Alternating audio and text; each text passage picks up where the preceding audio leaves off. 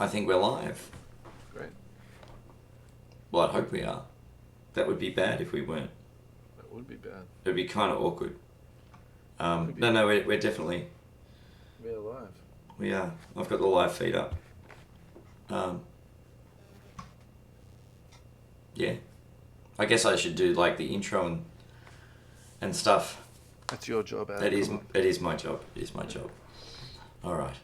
Welcome everybody to episode number 50 of the You Can't Comp This NBA Trading Card Podcast. We are your hosts, Adam Amy, joined always by Russell Gibson. Russell, 50 episodes. How the hell did we get here? That's exactly right. Who would have thought, hey? It's been a ride. It hasn't been that rough, really. It's been a ride. It hasn't been a bad ride. Yeah, it's been fun. It's been great. We'll start off with, I guess, my first shout out. Like, it's 50 episodes. Yeah. It's such a humbling thing to sort of get this far along. 100%. But I think the first shout out I'm going to give is to Al from Chesh Breaks, or it's probably being rebranded and renamed now with a new super secret project that Al's working on. I think technically it's ROP. Yeah, no more Chesh Breaks. But Al is the reason that we got together. I think you came on. I was a co-host with Al. Yep. And afterwards you reached out. We did a bit of card school together, and then went, this is fun. Let's do this. Pulled the trigger, and the podcast was born. Yeah, I definitely thought we had something we could work with. I definitely thought that. At least 50 episodes worth. I wasn't sure about 50 episodes. I wasn't really thinking that ahead. I just thought our personality types went quite well together. Yeah, so that was my sort of gut feeling. It was a lot of fun. Yeah. But yeah, shout out to Al. Thanks for sort of helping the universe put us together. Align. Yeah, that's right. And for his constant critique and positive feedback is always... We always look forward to Monday morning when Al messages us with some... constructive feedback? Pep talks. Pep talks, that's the one, yeah. Who else do you want to shout out, mate? Shout out! Look, we've got some very, very loyal listeners out there, and we do. And look, the show would not be growing if it wasn't for the constant support and feedback from the listeners. So thank you. There's a lot to shout out as far as activity through the group. First up, I've got Martin Holmes. Okay. Shout out! Lot of contribution and a lot of positive feedback. Very constructive, as always, contributing on the Facebook group. So yeah, shout out to Martin on that. Who's next on the list? I think for me it's Andrew Dean. He's the one that came to my mind, just straight off the bat. He's always commenting and putting forward really interesting thoughts and little thought bubbles. So thank you, Andrew. We're very grateful, mate. We made you a group expert tonight, actually, before we came onto the show. So we're learning to use technology. Yeah, we're Facebooking. Look at us go. Yeah. Carl Morley and the Codex Boys. That was a really fun episode, and we actually need to get back on with those guys and talk some shop again. That was really good. So thanks, lads. Don McFarlane, David Gibson. Yep. Who else have we got? Joe Dennison. Yep. Mark Smith. And ADOS. So, So look, if we have missed anyone, we do apologise. But these are the guys that sort of came to our, mind first and have contributed from what we've seen, significantly. So, and if we have missed you, don't worry, you'll get your shout out at some point. I'm sure we do go through a lot of the Facebook posts, especially when we put up questions and things. But we've had some interesting guests on the show recently. More recently, we had Mercury. Who we had? We had Charlie from Cherry on. That was a fun chat. That was a ripper. Yeah. That was a ripper episode. Some interesting guests. But Matt Yuga. Matt's a really good host, actually. He's been on twice. He's a host, really. Yeah. The way he presents himself he's really a host. Yeah. Yeah, but we've had a good range of guests, I think. Who's your favourite? My favourite, to this point, look, I enjoyed Charlie from Cherry. That was a really fun episode. But I'm going to say Brian Forsman. Yeah. That was hilarious. There was some off-air stuff that we went through as well. He was great value. So we've had some great guests. Hoping to have some more in the future, of course. Yeah. And of course, we wouldn't sort of be uploading episodes every week if it wasn't for our great sponsors. Khalil at Slabbed and the crew down at EJ Cards, especially. Yeah. I mean, technically, we are currently without a sponsor. Our handshake agreement has technically ended with both of them, but I think either we'll work something out soon or we'll find somebody else. But nevertheless, we are extremely grateful for everything that both of our sponsors have done, and it was really good working with Khalil. I think working with Khalil was fantastic because he's very much boots on the ground and arms deep in the hobby, and to be working with someone like that, it was very eye-opening, and actually I learned a lot from Khalil in our conversation, so I'm grateful for that. I think my favorite guest that we had on was Matthew Yuga, because is that why he got invited back? Definitely. I love talking to Matt. So now what I'm about to say is definitely not critical to other people, but it's really interesting. So Charlie's like the best example, very much boots on the ground in terms of being in the hobby and all that type of stuff. But then when you sort of deep dive a little bit more into NBA, actually that was like a little bit outside of his sort of, knowledge base. But Matty's the opposite. He's like deep diving into NBA, but also very much still in that hobby space. So I actually found it challenging to talk to Matt because he knew his stuff so well. Almost I couldn't like BS him when we were having a conversation. So I was like really thinking carefully before I said something. He was really good. Yeah. But so all right. What a ride! 50 episodes. That's enough of us frothing over our listeners and sponsors. I think we can move on. What do you say? Yep, let's do it. I for one, very humbled, very excited that we got here, and let's do it. Episode number 50. Let's do it. Let's roll, man. Yeah, NBA's back. It is. Let's go. Well, look, it's hit the ground running. My first thing is, do we want to give Ja Morant the MVP right now? I mean, there's been some.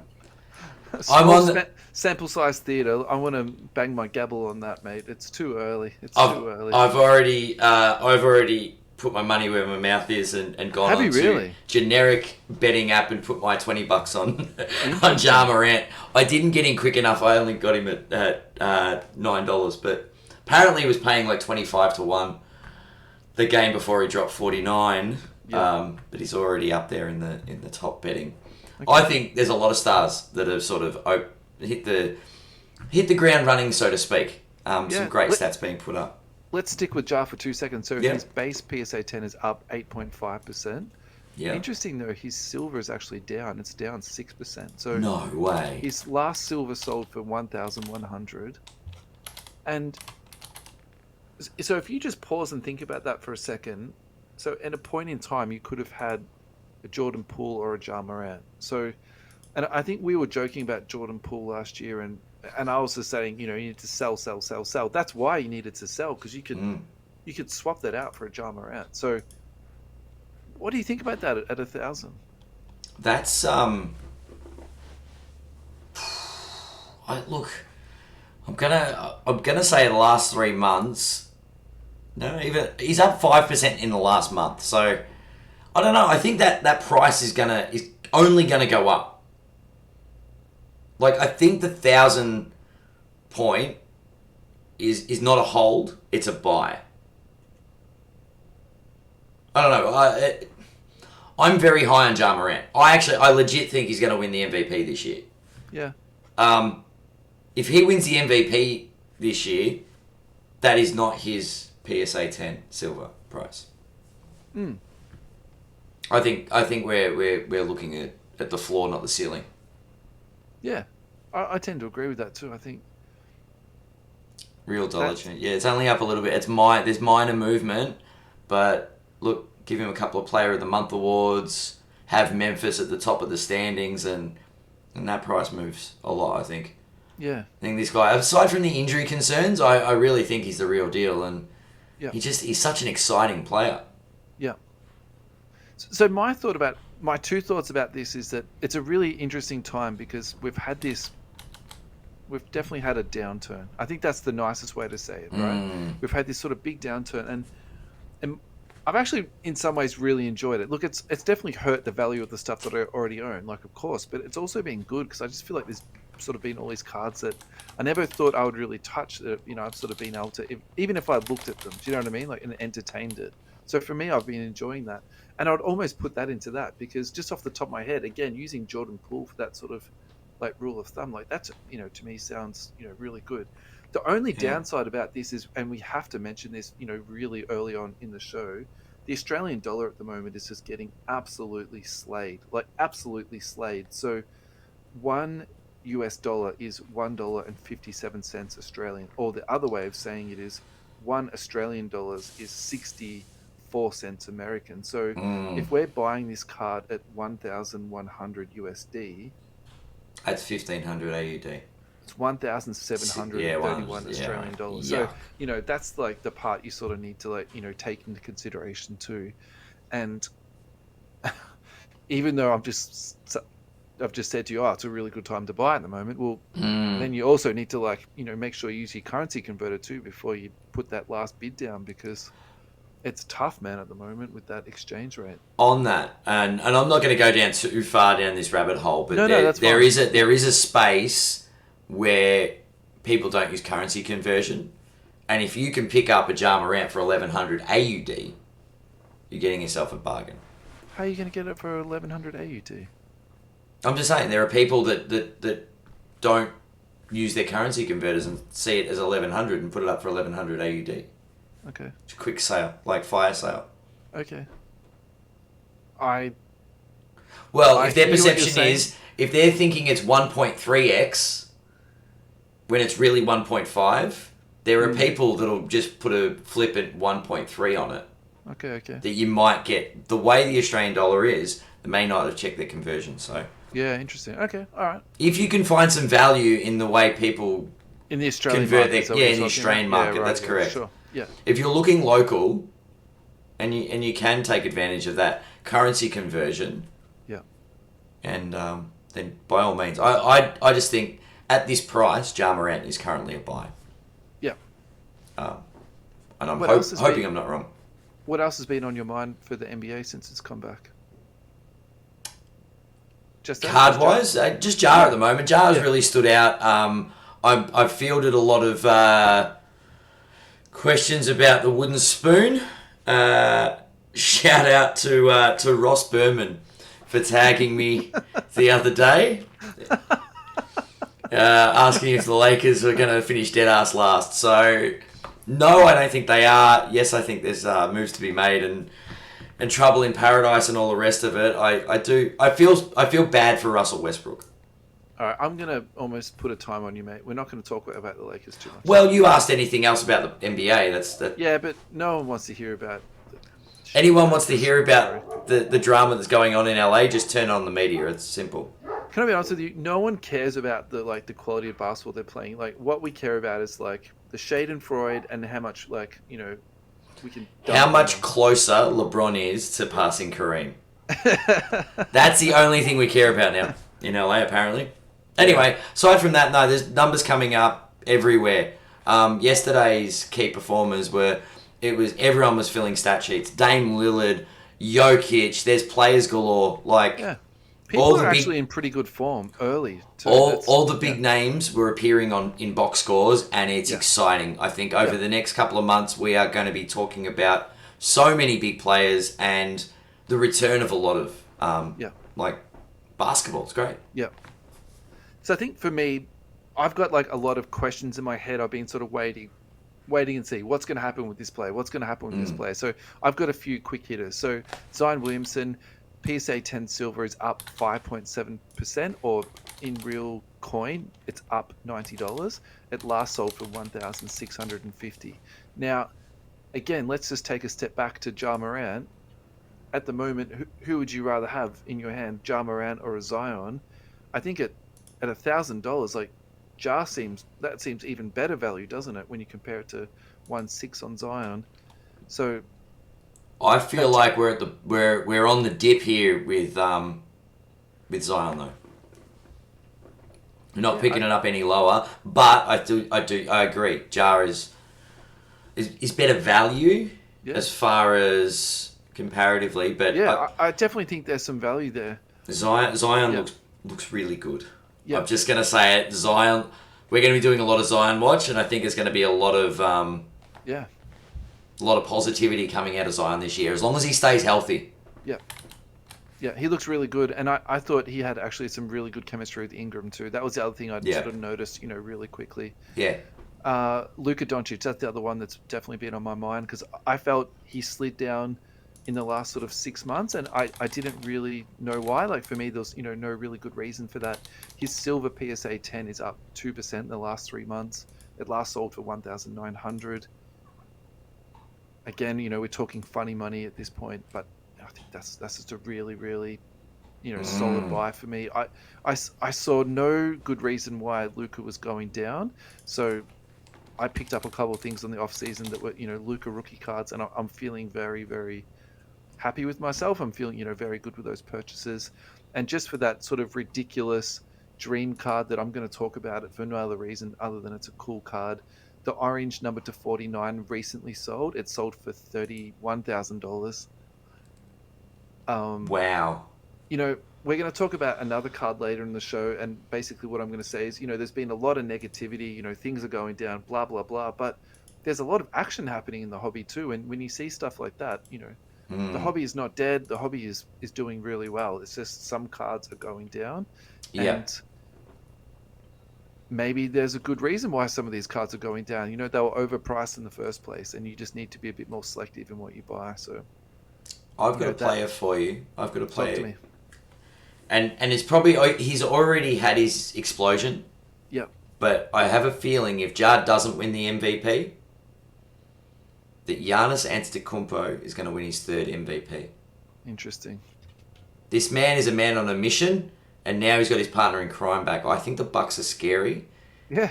And if Giannis does this, and gets to the promised land and wins a championship in his third MVP, what is that going to do for his prices? Just buying a base card, base rookie, you're looking at last sold price of $1,163.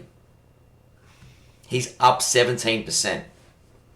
Yeah, and when you say it like that, and you're comparing, say, a Jar or a Zion, like you're getting silvers for that price compared to a base, right? That actually gives you a bit of context and sort of what you're not gambling on, but what you're betting on, isn't it? Yeah, for sure. Yeah. It's look, if you want a silver, you're looking at thousands. Where are we? Yeah. But we're talking a different year. Like, this is 2013 Prism. But last sold PSA 10 silver last sold for 19.2K. Yeah. But there's a pop count of 75 on the silver Prism. Yeah. In PSA 10. So I don't know. BGS 9.5. Pop count of 123. 8,890 was the last sale. Interesting. That's still up 1%. I think this is the Greek freak we're talking about. It could be interesting. Anyone else? Yeah, so my next two are, to be honest, a little bit of jokes, but at the same time, they have definitely been on my mind. So Jordan Poole, we've already spoken about him. The card that I actually picked up off the card ladder sort of weekly movers and shakers is a fast break number to 125. It's up 34%. It last sold for $305. And the reason why I want to talk about this card doubly is because generally I find fast break prisms don't sell that well.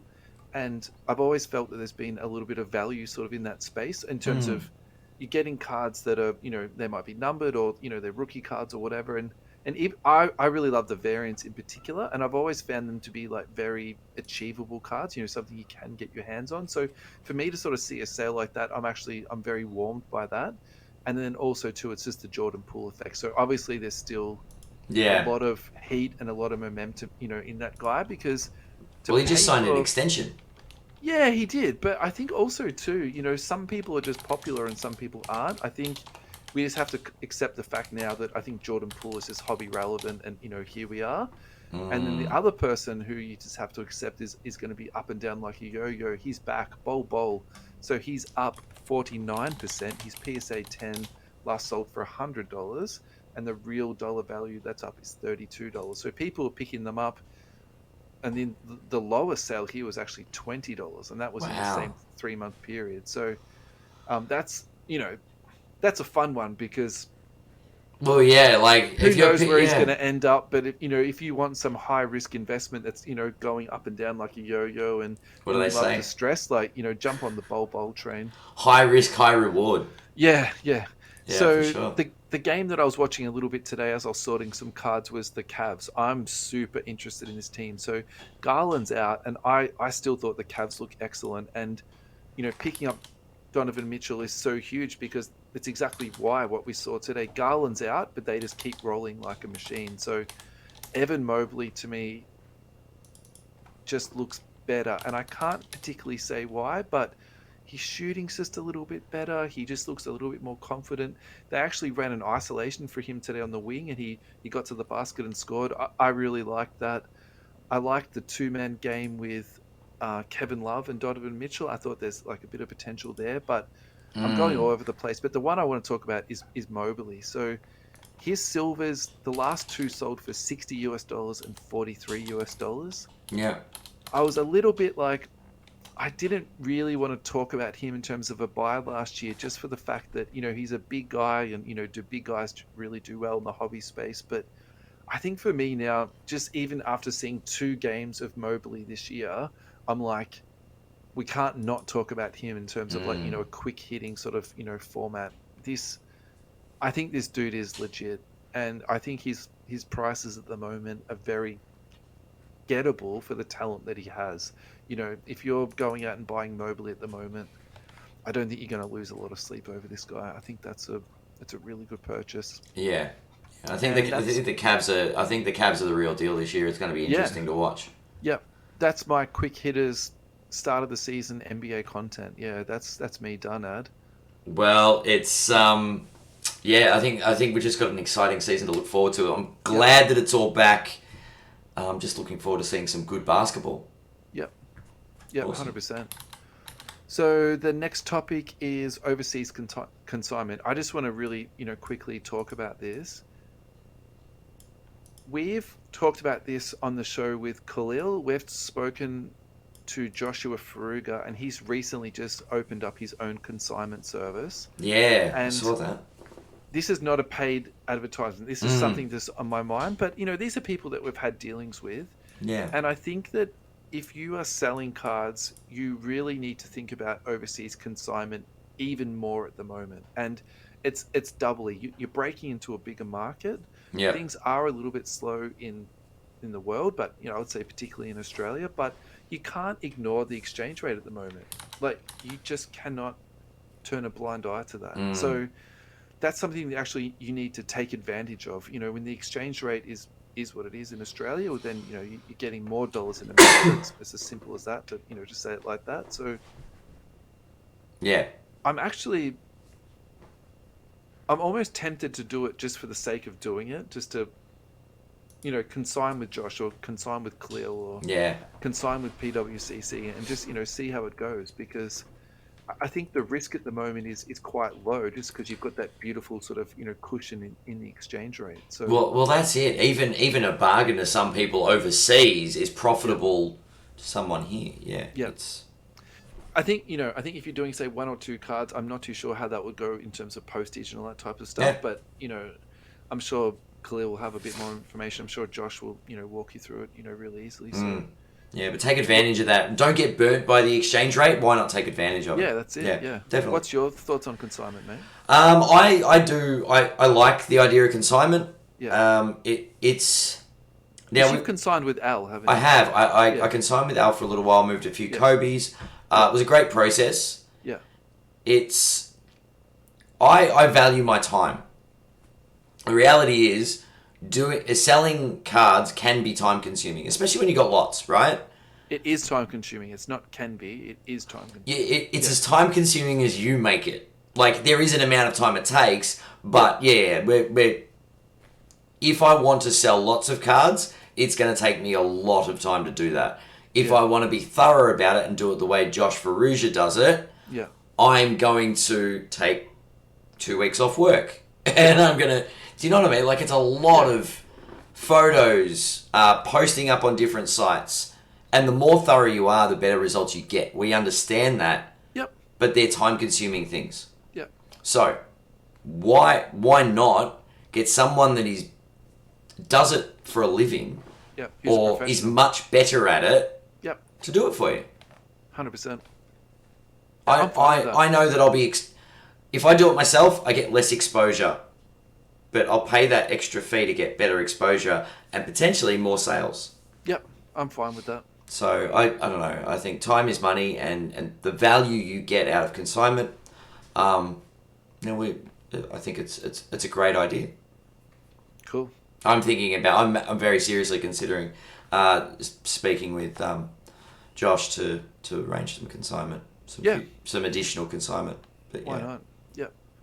Backyard breaks. What have you been thinking about backyard breaks since last week when we did that little rundown?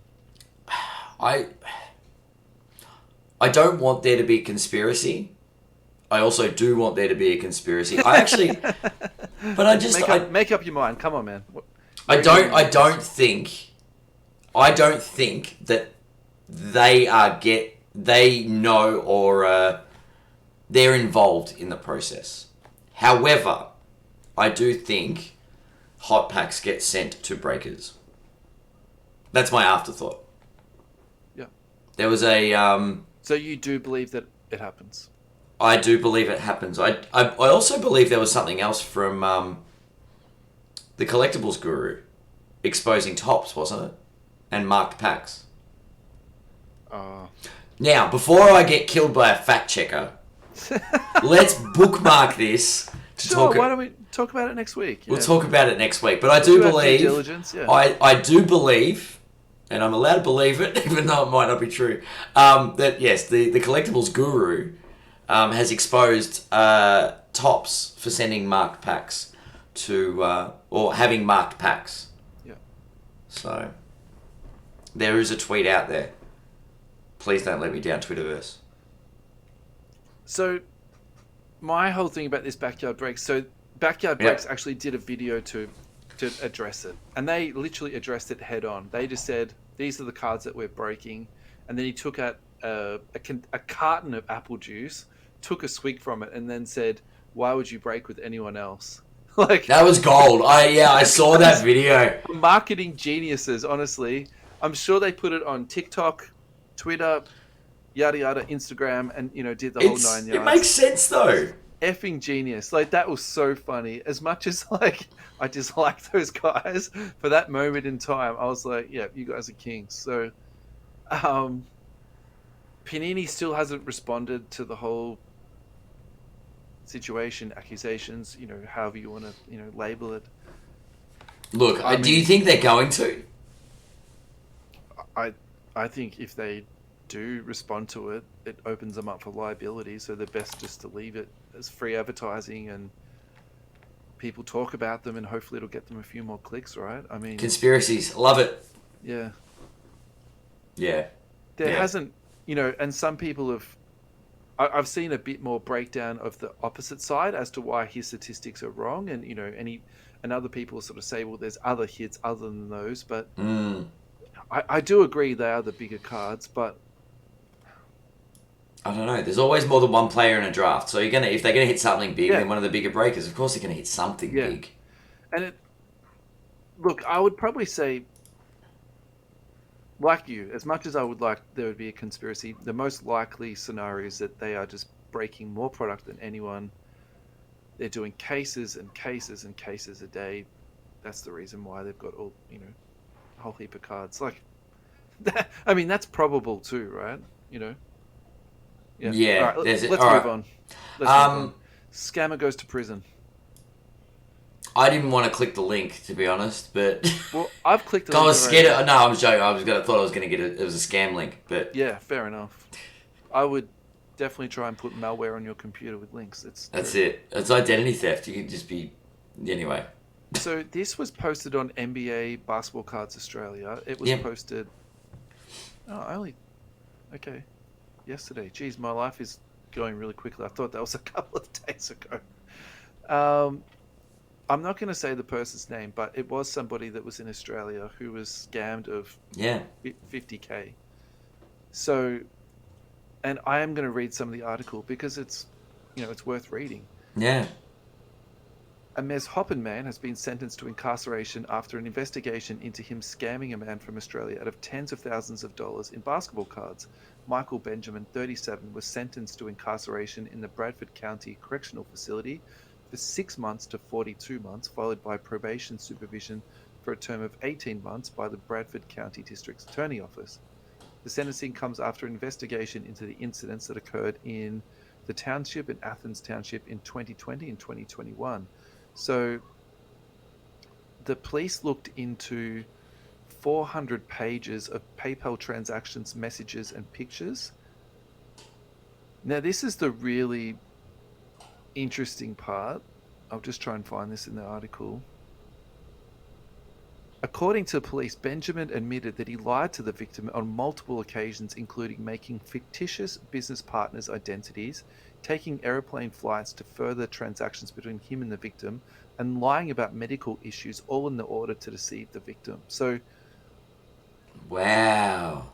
And when I say funny, I don't mean funny, ha. What's interesting to me is that scammers all have these very kind of like, it's almost set lies about people who are sick, and then they make up these sort of fictitious people and family problems and all this type of stuff. So this dude's just he's literally just written the book on gone for the scammer's playbook. And and look, I don't know the backstory. I don't know anything more that's superficial, but the reason why I do think this is relevant to talk about, obviously it's an Australian man, but that he actually,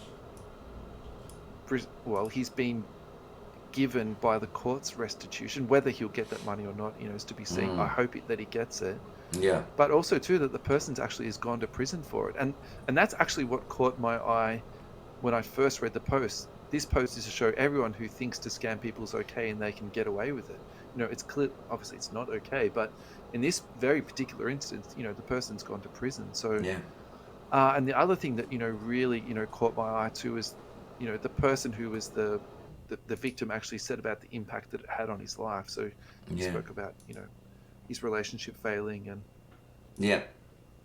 it's it's phenomenal. pretty full on. Yeah, when you say it like that, it's absolutely horrible. So I'm really glad that he got caught and something's been done about this. Yeah, like, I mean, people can joke and go, oh, look, someone got ripped off for a couple of basketball cards, but this is, like, a lot of money. Yeah, it's crazy money, isn't it? Yeah. And I would probably say, if you think about that sort of timeline too, that was right in the middle of the boom of it all, wasn't it? Where, stuff was valued at, just at that point, amounts. for sure. That was, and there was a big spike, so, yeah, a lot of, we're talking serious dollars. Yeah. We're talking thousands of dollars of cards being sold. I'm just glad people are being held accountable. Yeah. Because as much as I joke and will make my regulate the hobby statements, it's a crime to steal from somebody. Yeah. Right? This isn't just the hobby. This is someone scamming them out of a transaction. Yeah. And it's the risk we run when we buy and sell things through different means, which is somewhat unregulated, to your point. Yep. And as much as occasionally someone scams someone for a $50 card, which is not right by any means. No. But the scale of this is, like, you don't know why the person was selling the cards, but it's not getting. I don't know. It feels so wrong, but yeah, of course, it's absolutely it's wrong. There's no debate on that. But it's like you're a victim of a crime and you feel so helpless when it happens. Yeah, because it's sort of a cyber thing in the sense that you might be transacting with someone halfway around the world. Yeah, it's not like you can go to their house and knock on their door and say, "Oh, pay up."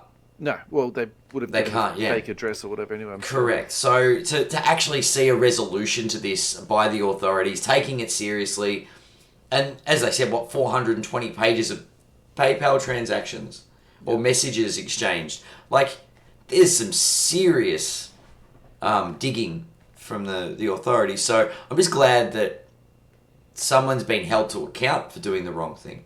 Yeah. But yeah. I suppose my closing thoughts on this is about products that we've spoken about on the past. So, for example, Veriswap. Yep. You know, I think the concept of Veriswap is complicated and, you know, it's convoluted to get on board. But then when you see these type of scenarios, you know, that's the type of thing where, yes, it's a pain and yes, you have to pay for it and yada, yada, yada. Well, then this is also the security that it provides. And then, you know, we lump on PWCC, we lump on Probstein and all that type of stuff. But if you send them 50K of cards, they'll sell your 50K of cards too. So, you know, it's, yeah, that's true.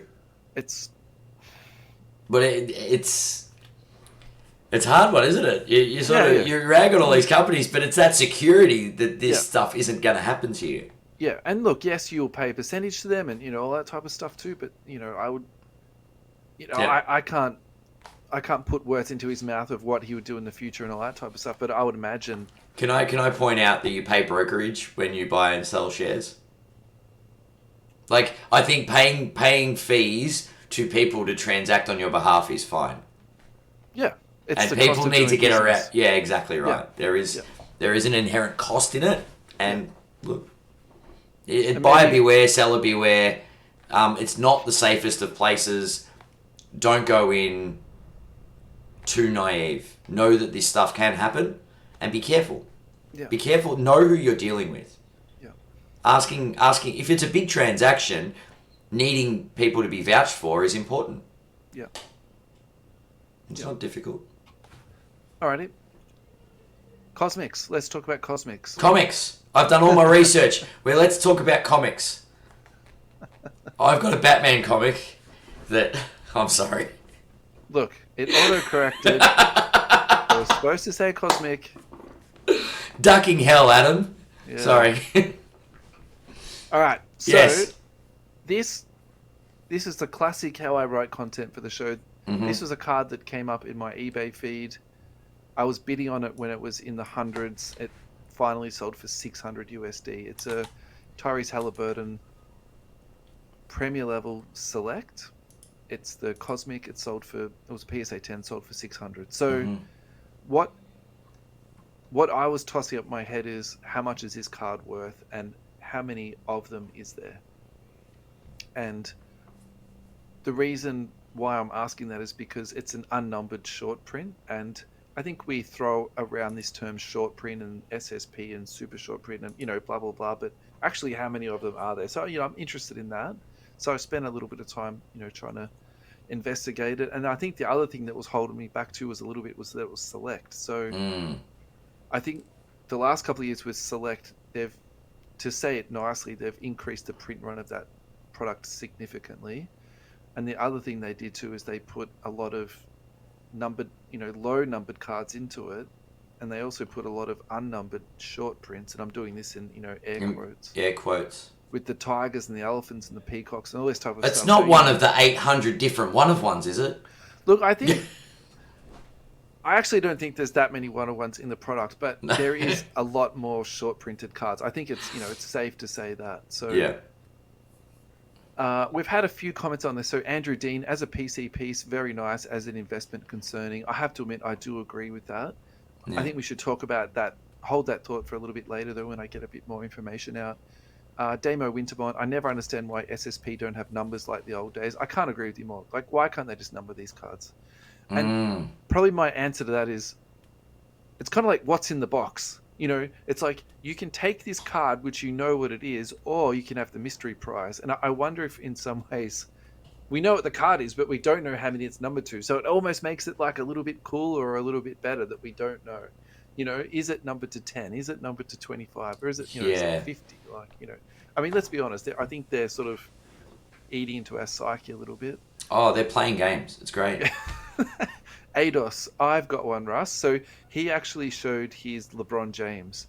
And what's, I think, interesting about this, and I think this is a really good contrast, is because he estimates that his LeBron is 1 in 42 cases. So I think that's a really good representation of cards, say, from 10 years ago to now, in that maybe there's 10 times more cards being printed. So, it's the same type of ratio. No, it's the same type of ratio. You know what I'm trying to say? Yeah. Yeah. Like comparatively. Yeah. Yeah. Yeah. Dispersed it. Yeah. Brendan Sharp. So that's Brendan from Mercury. He came onto the show a couple of weeks ago. I only ever see one Paul George come up for sale, and he bought it. Yeah. So, and that is true. There's not a lot of cosmics that come up. And our final comment was Jonathan McCloskey with a fire I like him. So thank you, Jonathan. So I did a little bit more digging into this. So these cards actually came out of the Panini Rewards packs, and Okay. to buy these rewards packs, you need 5,000 Panini points, and then you go onto their page, which you set up an account. It's also where you scratch off your redemption codes and you put your redemption cards in. So it's the same platform as that. Sure. So 5,000 points is not a small amount of points, but it's not massive either. Like some of the cards they've got on there, like the rookie cards, are say 35,000 points. So just to give you a little bit of context, and then in the packet you got 3 cards, and I think you got a concourse, a premier level, and a courtside, I think. Anyway, it was something like that. So it was a relatively generous pack. Yeah. How many they printed, who absolutely knows. But the reason why I think this is actually significant, now I think about it, is because we recently had a guy in our chat room. He had a card that he was waiting for a very long time to be redeemed. It was not redeemed for a card. He was given 5,000 points for it.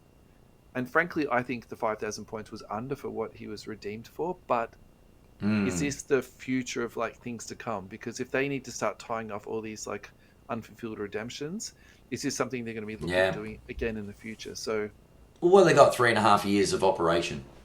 Yeah. Yeah. So. Yeah. Look, I think in their defense, they are actually making interesting sets. So when they did the Kobe Bryant, redemption fill, they actually made a mosaic Mamba snake print one, and they were numbered to 8, the cards in those packs. Ooh, well, nice. Some of them were numbered to 8. Some of them are unnumbered. If you had a Kobe redemption, you're waiting for it, did you get fair value out of those packs? No, look, you probably didn't, but I still think the thought was there, and they tried to do something interesting. The thing that has actually come to my mind, though, is the 2 sets that are most apparent in my head are Select and Mosaic, which are kind of really second-rate sets, or sort of subsets in comparison to, say, National Treasures or Flawless or Prism, right? Yeah. So I think that's an interesting play in itself, but is there sort of some Panini strategy? I don't know. Maybe, maybe not. So yeah, that's. I think something else that we do need to keep in mind is this. Something that we're heading towards in the future. If I had 5,000 points, would I buy one of those packets? Look, I think I probably would. If you can get a card that, PSA 10s, and you're selling it for 600 USD. And Halliburton's not a massive prospect, but he's not a tiny prospect either. Let's call him a good middling prospect. I think that's an excellent return, to be honest. So, what's your thoughts so far with what I've touched on? I think it's very interesting, right? So, I'm going to go down the path of case hits. Yep. Case hits are not numbered. Yep.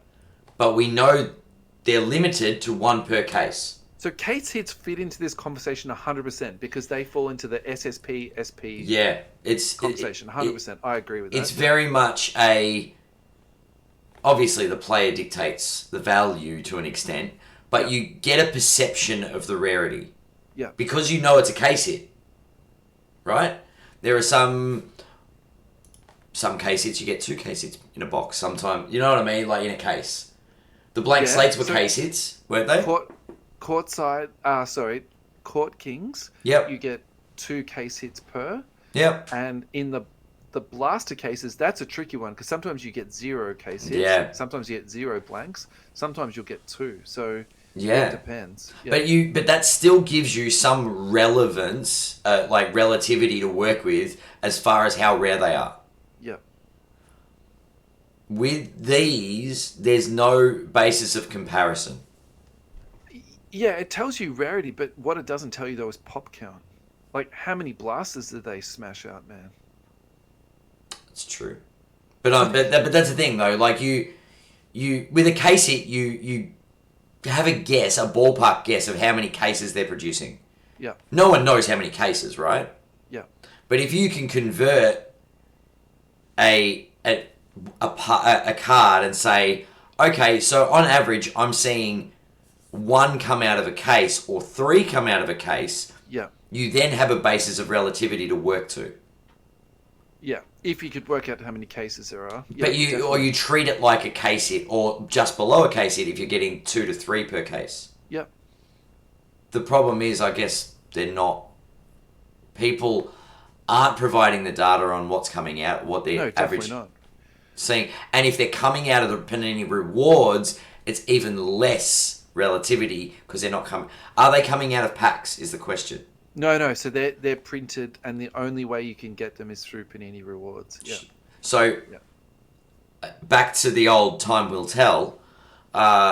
Until they sort of get graded, you don't get a real feel for it. Definitely not. You're not going to have a feel for it for 2 or 3 years till after they're printed. Yeah. So I don't know. You're not seeing hundreds of them pop up, are you? No, no, definitely not. They are.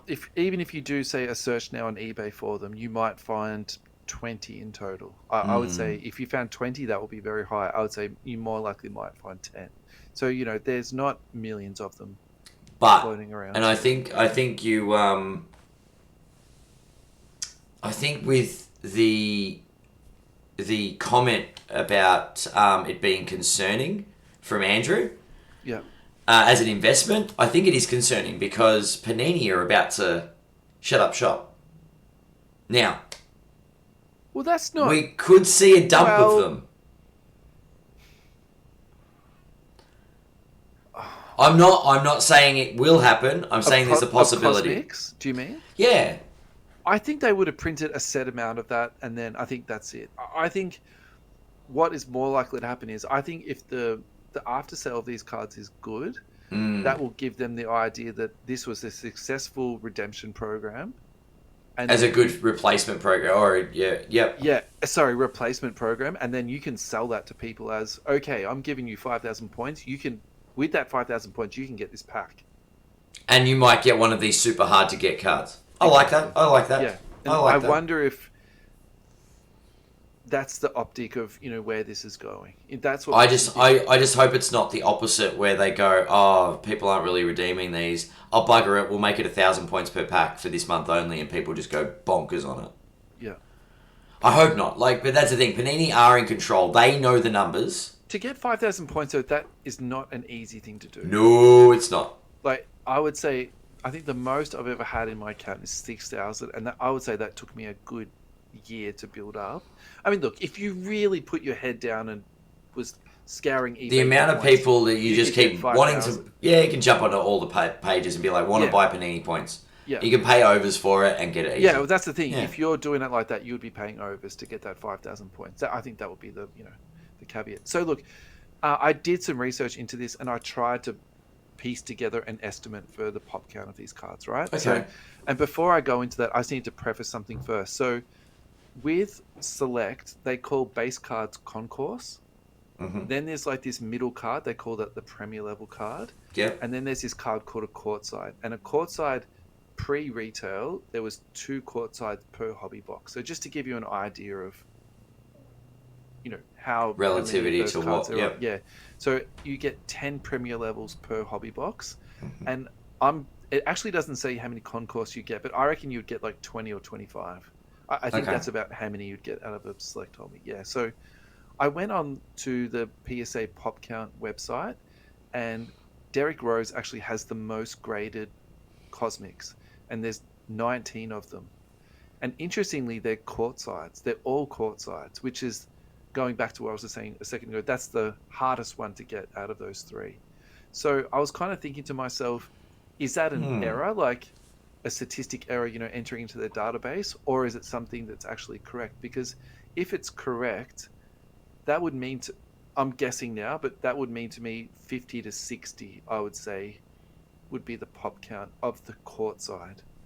So if you sort of multiply that out, that would mean maybe there was 10 times more of the concourse. So that would mean 600 concourses. So when you say it like that, that's a decent amount that they're printing. Yeah. The second person that I did an estimate on was LaMelo Ball. He had 15 graded, and again court sides, which I thought was really interesting. So there was 15 total graded with PSA, 7 10s, 5 9s, 1 7, and 2 6. The SGC database was faulty. I couldn't get into Select NBA for some reason. Hang on, go back to the courtside thing. Were there other levels? Well, or was it only courtside that it was in the results? There is other levels, but I looked at those ones specifically because they were the higher pop counts. I thought I thought a bigger sample size would be better. Yep. But going back to answer your question specifically, remember the Halliburton that I was originally talking about? That was the Premier level one. So that's what I mean. Like definitely there is the other ones coming out. Because if you look up Halliburton on your pop report and it says, I think that was 5 or 6. Yeah, it was 5 or 6 or something like that. For the Yeah. So I went to GemRate to just refresh my memory on, the big grading companies. So it's PSA, BGS, SGC, and CSG. Yep. So for the LaMelo Ball, there was nothing on SGC. There was 0 CSGs and nothing on BGS. Oh, wow. Which is really interesting to me. I thought there might have been 1 or 2, but I suppose that was the shutdown time for BGS, wasn't it? No one's going to send off a card like that. And maybe that type of cosmic is sort of too high end for an SGC or a CSG. So possible. I thought that was a really interesting sort of statistical fact, isn't it? Really? Yeah. So it's interesting though. Like, I don't know, perceptions. It's all perceptions about, and pop counts are good. Is good evidence though. I feel confident with that. I feel like 50 to 60, I think, is a reasonable guess, and then timesing it by 10 to get to the concourse. I feel okay with that too, actually. Yeah.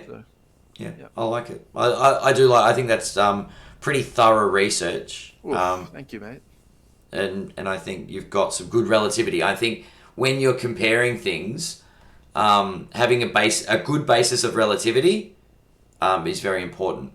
It justifies the argument, right? Yeah. So, it's good research, but I don't know. As I'm going to go back to Andrew's comment. As a PC piece, very nice.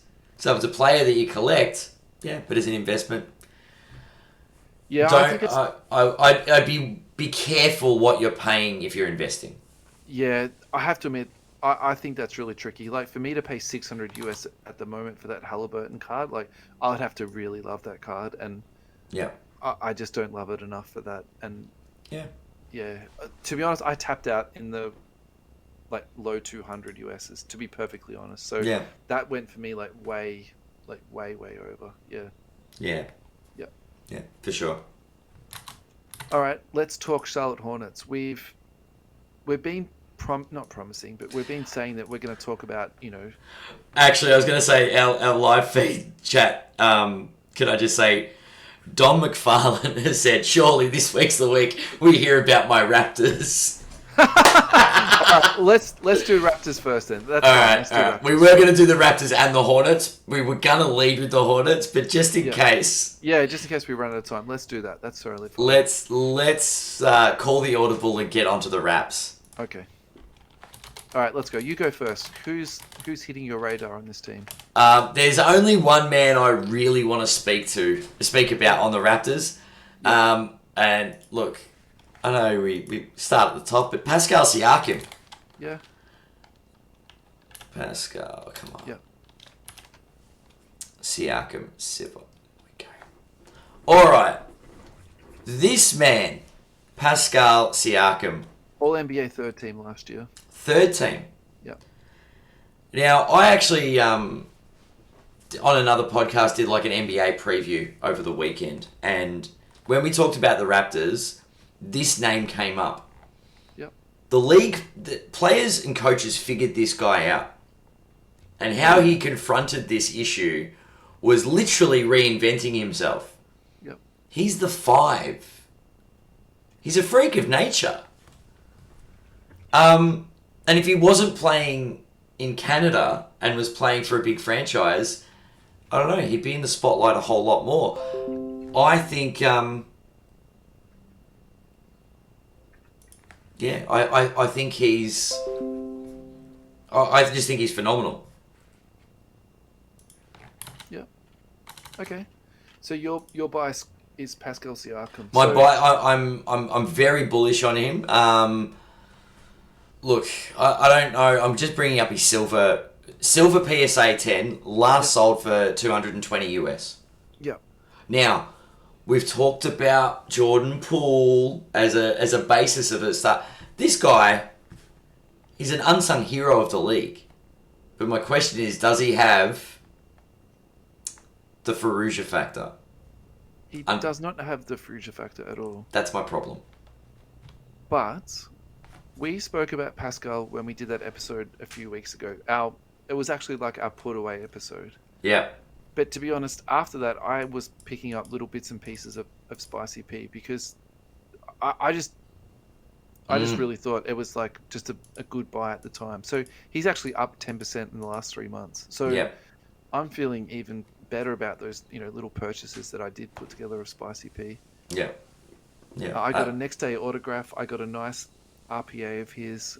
I got like a green PSA 10. I didn't get a silver PSA 10, which is probably what I just should have done instead of buying those other 3 cards. But you live and you learn, don't you, ads? Yeah, exactly. Look, I still think even at that price, he's a really good buy. Even at that price, I think he's way undervalued. I do. Even though he doesn't have the Ferrugia factor, he's not like in your face. I think NBA like third team is all NBA third team is the tip of the iceberg for this guy. So what has to happen for these to be hobby relevant in your opinion? It's not about his he needs to keep performing, obviously. Yeah. I think it's a struggle in Toronto, but I think there's a spot. I think there's success. I think he needs more all-star level exposure. Yeah. But I don't. It's a tough one. It's a very tough one. I think it doesn't come down to his fundamental skills. No. But I do think long term, Toronto's success will elevate him, or Toronto's lack of success will make him irrelevant. What I was about to say. So I think my take on that is that if they win another championship, you can't discount anything that happened, because I think there is a slight narrative that Kawhi Leonard went there, won them the championship, and then left. Yeah, for sure. In some ways, you're kind of like, well, Pascal Siakam didn't do anything. Fred VanVleet didn't do anything. But if you watch that series, actually, both of them did a lot. Yeah. I think that the reality is Pascal Siakam is better since they were in that final series, and then being pragmatic, the thing that has to happen is that Scotty Barnes has to be a star. So that's, for me, the person to watch on this is Scotty Barnes, because, irregardless of how I feel about Pascal Siakam, I think he's a really good buy, but I would probably think that Scotty Barnes is probably the more exciting prospect, or the prospect that, more people are buying. So now, in saying that, his rookie stuff is really not selling that high. So his silver base PSA 10 last sold for $61 US. Wow. I think that's a really nice buy. I think that's a reasonable risk to take. Yeah. And then once you sort of start going down to, like there's the fast break variant on there, that's $76. There's like a silver wave for $20. I think that's fine. His autograph is insanely high. I would probably say it's $485. Yeah. I'm not high on Prism autographs. I think you're better off getting a Noir or NT or or a select autograph, to be honest. Like even some of the Origin stuff this year, which is on-card autographs, It's tough. It's very tough because Prism, they just look like balls, though. I don't like to look at them. Prism are renowned for their silver Prism, but the autograph side of it, it's not like we're looking for their rookie signatures. Like, it's just not... That's not the place to shop for that, I guess. As high as I am on Pascal Siakam, I think the reality is Scotty Barnes is probably the one that, you should be looking at. Yeah. Is there any other value in the roster? And that was the next thing I was going to say. The interesting thing or the tasty thing about Toronto is that there's a lot of really fun kind of prospects there that you can sort of hedge on. So you've got Precious Achua, you've got OG. I was going to say OG was probably yeah. And to a degree, even Gary Trent Jr. His price is sort of move and shake a little bit too. Yeah. So number one for me with a bullet is Scotty Barnes. I don't think that's even a debate. I think if you're looking for the very solid investment or the very solid purchase, it's not going to go up heaps, but it's also not going to drop down too much. I would say that's Spicy P. Yeah. And then after that, probably for me, look, to be honest, probably the sensible one is OG because he's still a young guy. Yes, it's his 5th year in the league. Yeah. He's still very, very young. And look, I've got a little bit of Precious put away too, but to be honest, that was before he got traded to Toronto. And then probably just my final thought, I think you have to say this about the Raptors. I actually think they're playing next generation basketball. They're literally playing a team that can defend against all 5 positions. I think their coach is one of the most forward-thinking coaches. Nick Nurse? Yeah, that we've ever seen, honestly. Yeah, for sure. I think the sets that they run, the defensive sets that they run, I just think they're just... Do you think he's literally going to be the next era of, like, the next sort of Greg Popovich style coach that's remembered for having a good system? Or do you think he's more of a... Just bear with me for a second. Is he an American citizen? Because I knew he coached professionally in England for a while, but actually I don't know. I don't know much about Nick Nurse, actually. Because my thing is, if he was the head coach of Team USA in the future, I would not be shocked by that at all. I really like his demeanor, what he does. Yeah, he was born in America. There's no reason why. Yeah. If he isn't already on Team USA staff, that, yeah, he shouldn't be there. There's no reason. Yeah. I really like. Yeah, look. I really like him as a coach a lot. Yeah. Yeah. No, for sure. I have nothing but positivity as far as my faith is him as a coach. Yeah. My only problem with the Raptors is they just don't have that wow factor about them. Is it because they're in Canada? Like, granted, they're the best NBA team in Canada. No, I don't think that's the case at all. I think it's a little bit to do with the style that they play. Like, they're very much like, they're a blue-collar team. They're a no-nonsense team. They play hard. They play good fundamental basketball. They have lots of passing. They make the right plays. Do you know what I mean? Like, they're not doing dunks all over people and trash talk and all the rest sure. of it. I think there's that component. They're just a good fundamental team, aren't they? But, yeah, look, and probably realistically it is to do with the fact that they are in Toronto. If you're being, again, pragmatic about it, yes, the way I consume NBA, it doesn't fuss me. League Pass is League Pass, but, in terms of national games played and stuff like that, yeah, that does affect them, doesn't it? So, yes, to answer your question, very long-winded, yes. Yeah. It's I do like the look of them this year. Hobby-wise, you're right. There's a few interesting punts to take. Yeah.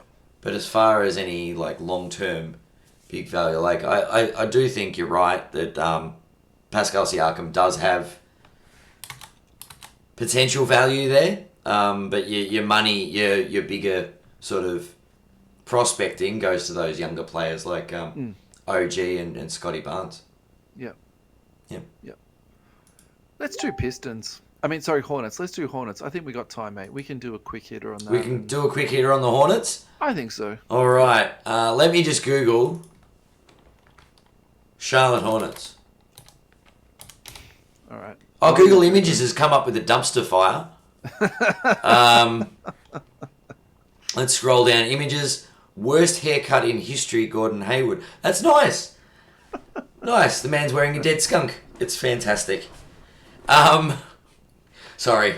Was that too much ragging on the Hornets? No, keep going. I say keep going. Well, if we're going to have to keep going, we have to get a visitor's pass to prison because that's where they're... Anyone got a get out of jail free card? Oh, because they certainly don't. Otherwise, they would have used it. Anyway. Oof. Oh, that was rough. I'm sorry, but it was deserved. Yeah, the Hornets are in a bit of trouble. Yeah. So, all jokes aside, if you don't know what happened in the off-season, PJ Washington was arrested. He's not currently with the team, I believe. Yes. And he also was up for a contract extension, which, wasn't offered to him. So, in terms of where he fits onto their depth chart, you could argue he's first on their depth chart or second. Personally, that's where I see him fitting into that team. He was incredibly strong for them last year. So, look, my hot take on this team is that towards the end of the year, if they're the worst team in basketball, I'm not going to be surprised because they're not a particularly deep team. And the way that they've spent their money, frankly, I don't think is very smart. I think they way overpaid on Gordon Hayward. Yep. I understand why they did it, to get like a good solid veteran to come in and, show the young kids. Like, I'm all on board with that. But you pay someone $10 million a year to do that, not 30. They were going to offer Miles Bridges a max contract, but he also got arrested. Yeah. The Hornets are in trouble. Did I mix up PJ Washington with Miles Bridges? Did I? I think so. I thought they both did. Anyway, I know it was Miles Bridges. He was arrested under domestic violence charges. Okay. Days before he was offered. Was going to command a max contract. I've mixed them up. Okay, that's 100%. Does that mean poor PJ Washington's still going to play on this dumpster fire of a team? Yeah, so that means PJ's playing. Yep. So it's Miles Bridges. That's Miles Bridges. Yeah. And he was exciting. Well, he's just a very strong player for them. Like, he's just very solid offensively. Rebounding. It was exciting to watch. He actually had that wow factor. I enjoyed it. Yeah, okay. I mean, I'm not saying I disagree, but for me, he's a Ferrugia factor card. I don't feel that way, but that's okay. It's okay for us to feel differently. Yeah. Yeah. I thought he had the wow factor. I thought he went out there, he played explosive, exciting basketball.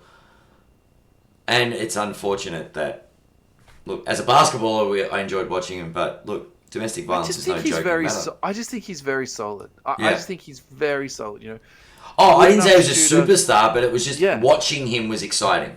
Yeah, be in the right places, I'm also saying watching Alex Caruso is exciting, but... He is exciting. Yeah, I'll give you that. He's great. So, who are you targeting here card-wise? This to me, this is the real question. Well, it's only one... Actually, there's probably two names I can look at, but one I like, and that's LaMelo Ball. Yeah, I think that's the obvious one. The other one I'd like to take a look at, and this is going blind on it, is someone that we haven't sort of looked at we haven't looked at, but I haven't even thought about for a while. It's Dennis Smith Jr. That's a fall from grace element, but anyway. Can we come back to LaMelo and then touch on Dennis Smith? Okay. Let's go to Melo first. So the reason why I just want to step back a little bit. So his Prism PSA 10 last sold for $950, and keeping in mind where Ja Morant's sitting, where Jordan Poole is sitting, where Zion Williamson is sitting, actually I think in the hierarchy I feel okay with $950. The reason why that is a little bit alarming, in real dollar terms, it's down $433 US. So I'm just going to get out my currency calculator to add pain to the mix on that. That's 681 Australian dollars, and it's down 31% in the last 3 months. So, that is significant. It is significant. And does it make it a buy though? So my take on this, and I'm going to put Zion Williamson into the same as this. I'm always a little bit scared of buying the tippy top, and I felt this way about Luka when Luka rookies were coming out. And look, if I had my brother, I'm an idiot, and I was wrong on Luka, but you could argue I was right on Zion and I was right on LaMelo. Like, I think sometimes the top guys get nudged up just because they're the top guys. Yeah. And then, for example, I thought Ja Morant was much better value in the last couple of years, and I thought Ant-Man last year for me was just a no-brainer at the price difference of what they were and the talent-wise. And so, am I surprised to see this come down like it is? Well, not really, because I think there was so much hype around LaMelo, and where did all that hype come from? Like, Yeah. how can I say this?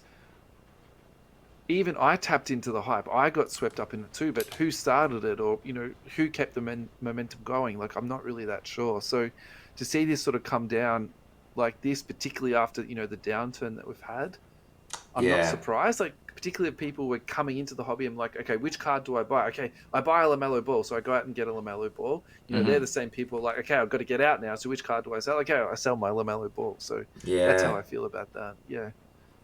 What's your thoughts on that, mate? I think you're right. I think there's through the first season, or so, especially when the cards fresh come out, their prices are dictated on where they were on the draft board. To an extent, right? Yes. And and then it becomes where they are on the Rookie of the Year leaderboard. Yep. But it's also the draft board maintains its factor. But okay, well, hang on a second though. But the LaMelo. The Ant-Man side, you're right. But right. LaMelo, when he came out, was hyped. And what was it? Because he was doing the crazy passes and the in and out dribbles. Is that what it was? I don't know. Is it Ball Brother Press? I don't think so. It's not LeVar? I don't think his idiot dad made his card prices go to $1,000. Like, I mean, come on. Yeah, he put in some very interesting performances early on. I don't know. I was with you. I think Ant-Man was the better call. Like, I like Anthony Edwards, and he's proven it now. But yeah, I don't know. I don't think everything that people bought with LaMelo Ball was, how do I say it? People thought they were buying Magic Johnson cards on the cheap. Like, they were believing the hype. Yep. Yeah, that's a good take. Yeah, under the guise that they were sneaky getting value on Magic Johnson cards. And they weren't. They were getting LaMelo Ball. Yeah. Because the media do this. It can be a positive, it can be a negative, but they paint this picture and they compare players to other players. And if they say he is a generational talent, passing-wise, the first comp I come to, obviously, is Magic. Yeah.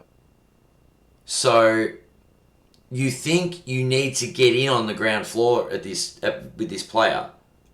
He hasn't proven anything. He's played a couple of flashy games, but the media is comparing him to a legend. So he's being comped to that legend. That's just my take on it. Yeah. No, I think that's fine. And then there's this perceived hype train that builds. Yeah, and that's what you're right. That's exactly what it is. You're essentially gambling on the fact that he's going to top out at Magic Johnson. But it is. You jump on the hype train. Yep, and then you jump off the hype train. That's the buy and sell element of it. And you've got the people that fall asleep on the train, and they get to the end of the stage and go, and they go to sell their LaMelo, and it's not worth anywhere near what they paid for it. Yeah. So let's just take a step back for 2 seconds. So the LaMelo last sold for $950. The Ja Morant just sold for $1,100. Yep.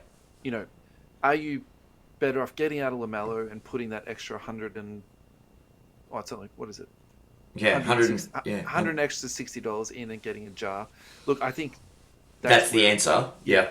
But I think, and also how quickly cards change with Jar just getting 50 points this week. Yeah. Are we going to come back next week and it's 1,500? Yeah, exactly. You know what I mean? Like, there's also. And we're not coming back for a month to see what LaMelo's doing because he's injured. So he's injured. He's on a stinkingly terrible team. Yep. And when I say stinking, Gordon Hayward is wearing a skunk on his head. Well, that stinks. I was more meaning, like, I really think there is a genuine possibility that the Hornets are going to be the worst team in basketball this year. And I'm not trying to hot take Have you seen the Spurs lineup? I still think...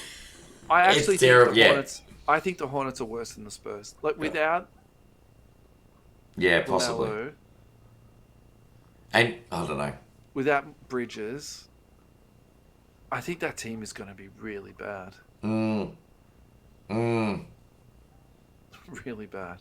So I think, okay, fine. So we've spoke about LaMelo. I think he's very high risk at the moment. I think he's got potential to slide even further. That's scary, isn't it? Who do you look at after that? For me, Book Knight is too risky. I think being in the same backcourt as LaMelo, that sort of rules him out. I'm not buying Gordon Hayward. Not buying Terry Rozier, that's for sure. Rozier, I think he's probably as much as he's going to go on. You can talk about Dennis Smith Jr., but I really think that... Oh, Silvers are selling for $10. They're up. I'm not even... Yeah, like... I think that... I really think that, the book has been written on Dennis Smith. I think we can... Oh, for sure. I'm just saying, for those that expect that were high on him years ago, not happening. So I think the one that we can talk about, even though I just said that he was in prison when he was not, is PJ Washington. So, is this a buy? Because this is someone that I half keep an eye on.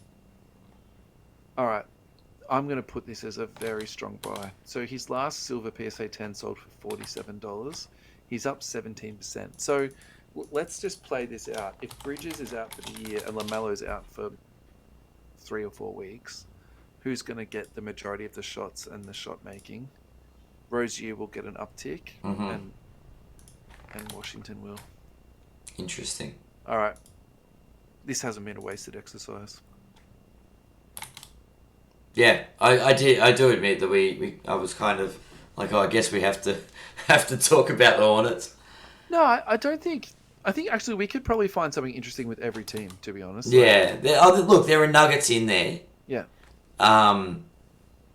But yeah, I feel very sorry for the Hornets. But hobby wise, the other thing you can think about if you're a Hornets fan, and I'm just gonna throw the curveball out there, is the likes of LJ, Alonzo, Muggsy Bogues. Like, I'm talking 90s heroes, like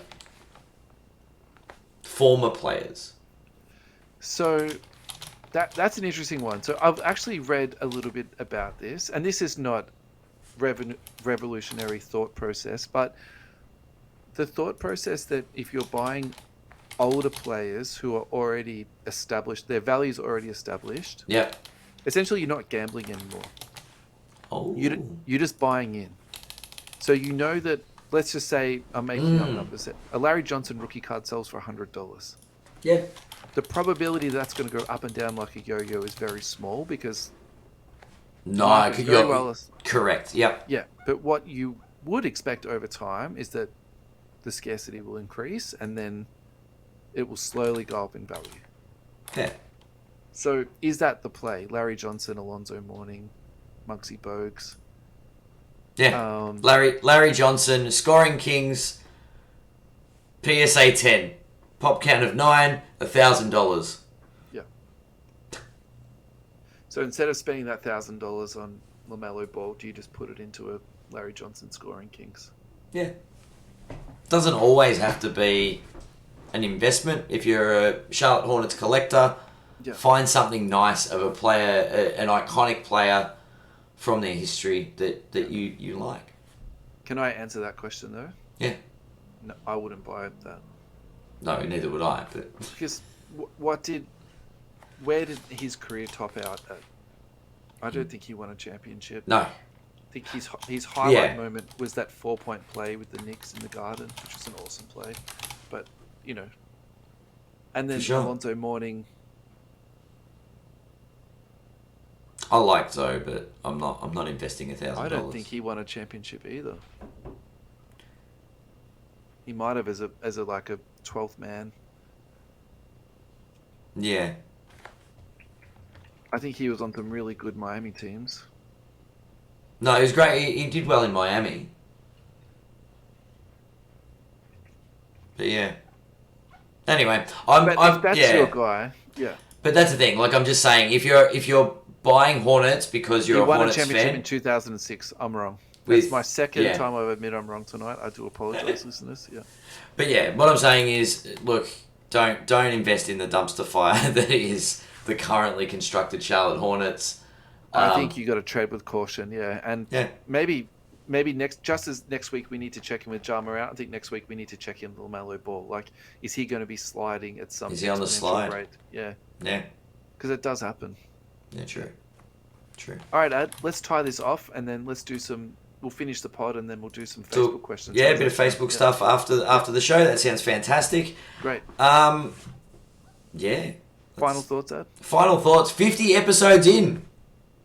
Yeah, it's an achievement. It was awesome. Yeah. Give yourself a pat on the back. I'll give myself one later. Okay. I think we've done really well. Please give us some feedback. We love doing this, and we've really enjoyed the ride so far, and hope it sort of keeps on going. Looking forward to many more. So, yeah.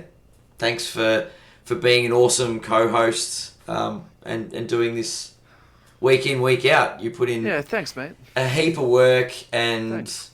Yeah. Thank you for your kind words. I think for me, the best compliment I can give you is that this is something I enjoy and I look forward to it every week. Yeah. And I'm doing it with you. So thank you, mate. Like, I think that for me, really sums it up the best way. Yeah. And I never find this to be a drudgery. It's not like, oh God, I have to do another podcast this week. Like, it's something, it's part of my week now, and I really look forward to it. So yeah, thank you, and thank you to everyone who makes it possible. I think we said that at the start, but I'm going to say it again. Thanks to everyone. So yeah. Thanks to everybody, and we look forward to doing it again and keep doing it. Yeah, it's been awesome. Yeah, thanks guys. Have a good day. Bye bye. See you guys. Bye. Alrighty, we are out. Do not quit, Adam. Alrighty, do you want to go through the questions and we'll take turns, or we'll start at the top? You'll start at the top. I'm not too sure what you're seeing, but I've got Adam, Amy, Ados, Jacob, Dom, Matt. Is that what you've got? I do. Okay, cool. All right. So there's maybe like 10 comments or something like that. I got Jacob, Dom. 9 comments total. Yeah, 9 comments. Oh yeah, cool. It even says it up here. You still there, right? Yeah, sorry, I'm just going the Twitch. Someone just said, "Did I miss the Raptors talk?" Wow. And I responded on Twitch and said, "Yes, but you can get the episode." That's right. Get the episode tomorrow on Spotify. It'll be ready for download on Spotify. Yep. You can take the first question. What was it? Ados Uchos. Shengun, get amongst him. All right, Ados. So my take on that is big guys are tricky to invest into. Very. So let's do this properly. I think big guys are really tricky to invest into. Yeah, well, let's have a look.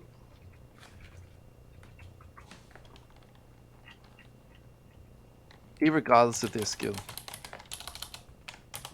Alright, so in saying that, I'm gonna backtrack almost immediately. So a silver rookie card of his just sold for 99 cents. An autograph red choice for 125.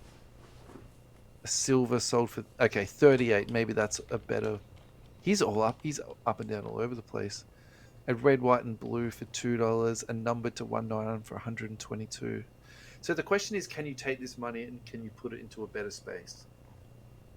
That's the question, right? Yeah. So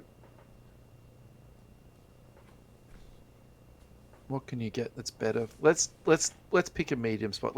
Give me $40 US to spend on an investment piece.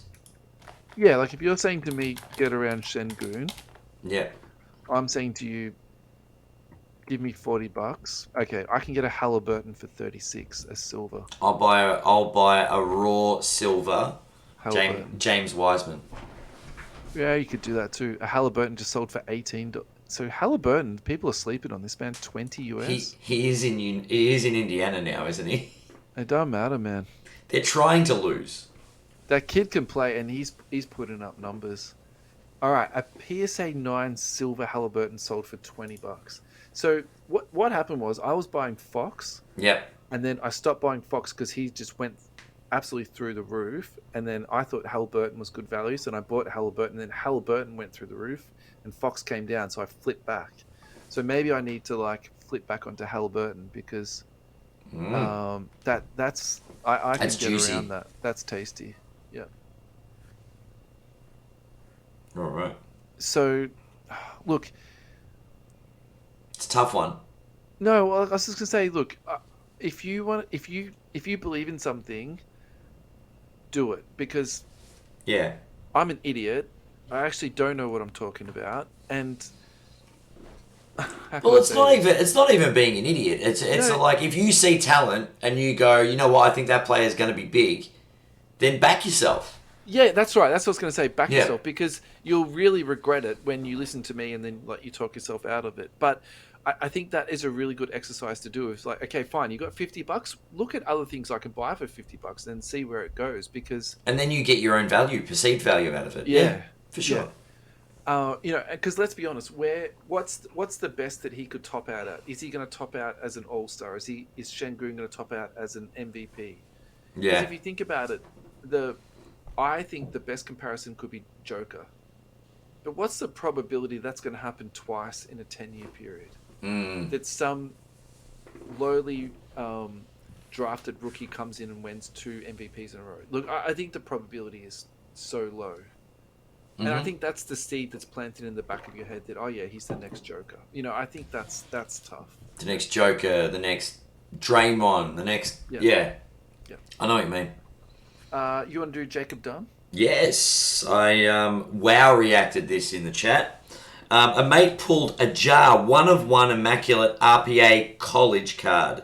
Yeah. What would the numbers be roughly? The numbers would be 1-of-1.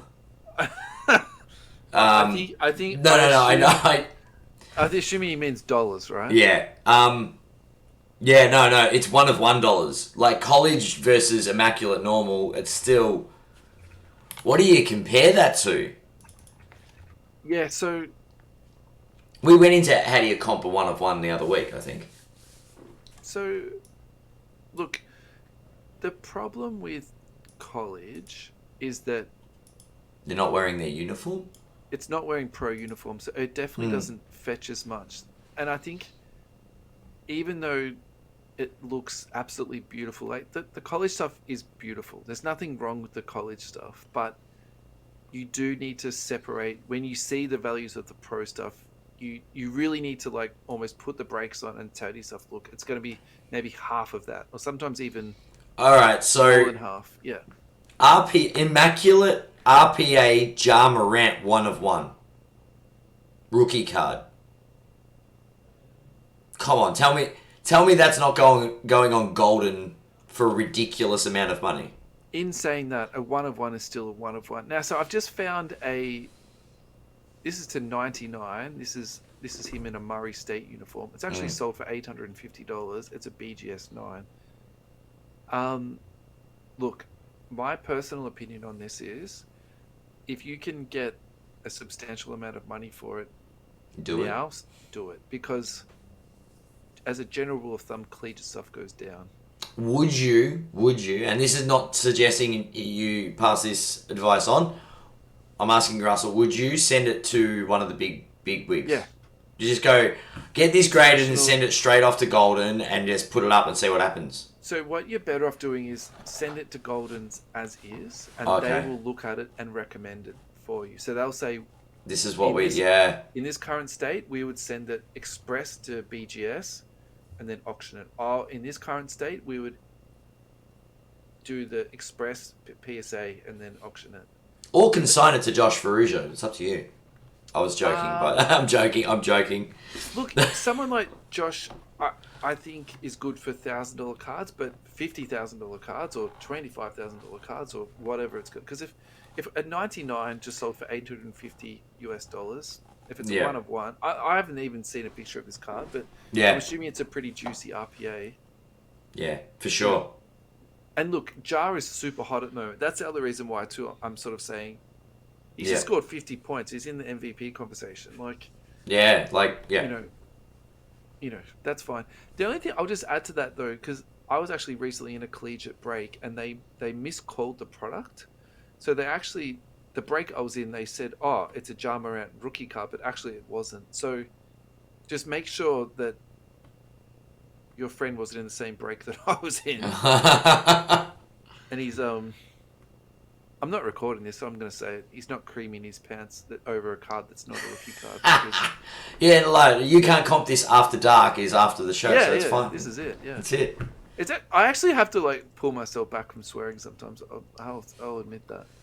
Alrighty, surely this week we talk about my raps. We can put a big tick on that, mate. We did, and yes, well, finally got there. Matty Tabe, I saw Cam Reddish the other day looking good for the Knicks. Yeah, so he did have one good game. Let's go to card letter. Cam Reddish. Also, just quickly, Jacob Dunn said he'll get a photo now for that card. Yeah, chuck it on, man. Yep. Who are we looking up? Reddish. Cam Reddish. We've missed the boat already. Is Spike? So he is up 135%. He's up $68 in real dollar term. He's last sold for 120. Look, maybe we haven't missed the boat. He was selling for $37 in the last 3 months, though. So just remember, we thought we'd missed the boat on Jordan Poole, but he hit anyway. Look, the thing about Reddish that he's on the rise, and he might still sell at that 45-50 US mark. He's very, very young. That's the thing you need to keep in mind. He's had a very difficult pro career so far in the fact that he was playing with Trae Young. Yep. He was a very ball dominant, and then he got sent to the Knicks to a coach that doesn't like to play young players. So look, you could still bet on this kid's, underlying talent. I've got no problems with that at all. At $120, yes, look, it's probably still a good buy, but when you do see it at $45, you just kind of like, oh crap, I missed it by 2 weeks. Yeah, Matty Tabe, if you've already got a PC of this guy, congratulations.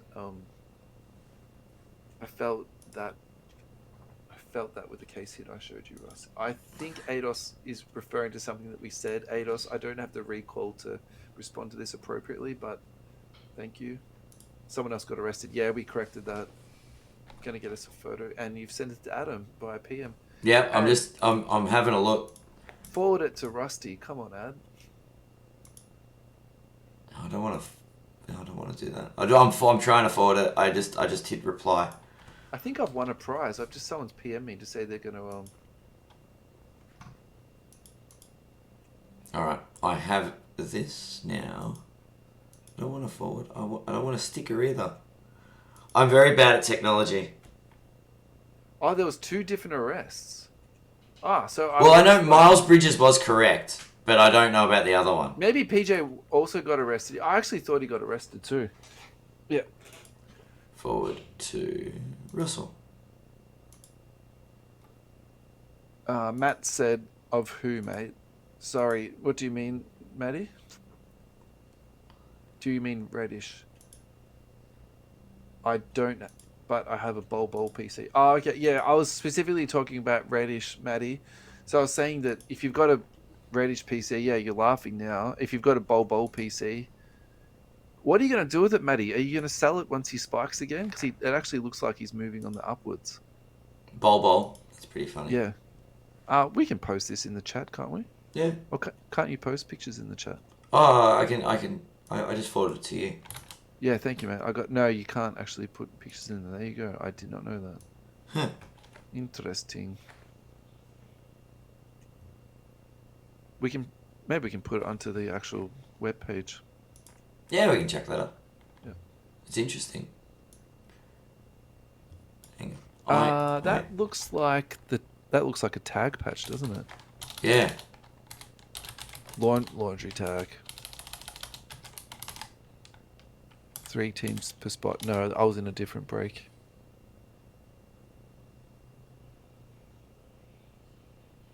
Yeah, I would James. Book night. I would just say that I would on check if that's DWI. a rookie card. Because with the collegiate stuff, what they've done now. So, for example, the break that. So I went into an AMT case break, and the reason I did is because it's a really cheap thrill.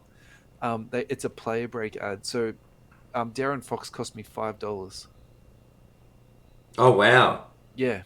So then I hit a card number to 10, and look, I've been in 20 AMT breaks and hit nothing. So like it's about time I hit something. But yeah. So what they've done this year with collegiate, they're putting a lot more veterans in it. They're sort of like padding it out just a little bit. So I don't. I'm going to go out on a limb here and say I don't think that's a rookie, because actually what they do for the IMAC stuff, they actually mark the college rookies as rookies too, if that makes sense. Whereas what they've done this year with the IMAC, they're sort of bringing back some of the vets just to, it's like what they did with Prism Draft in the last one. They've filled it out a lot more, so it makes it a lot friendlier to break. Yeah. Keep selling. Sorry. I found it. It was James Booknight was arrested on a DWI charge 5 days ago. Night. Yeah, rightio. It's a bunch of jailbirds, aren't they? Yeah. So Matty Tabe selling a lot of my lower end bowl and keeping your bigger stuff. Yeah, fair enough. I got in early and didn't cost me a lot. Yeah, awesome. Yeah. No, I knew what you meant, Matty, with the autocorrect. It's all G, mate. Alrighty, Ad. Should we tie this bad boy off? Yeah, we should tie this bad boy off. Thanks to everybody for tuning in for a bit of You Can't Comp This After Dark. Yeah, that's it. That was good. A little bit of profanity. Of course. Yeah. Of course. Well, until next week. Thanks for hanging out as always. It's always been fun. Always fun in the chat. And thanks, Ados. And we'll probably chat through the week on the page and need more cream chat. 100%. I could not agree more. Oh boy, yes. We'll call it the cream after dark. See you, boys. Thanks for tuning in. We're very grateful again. Yeah. Thanks lads. Cheers. Yeah.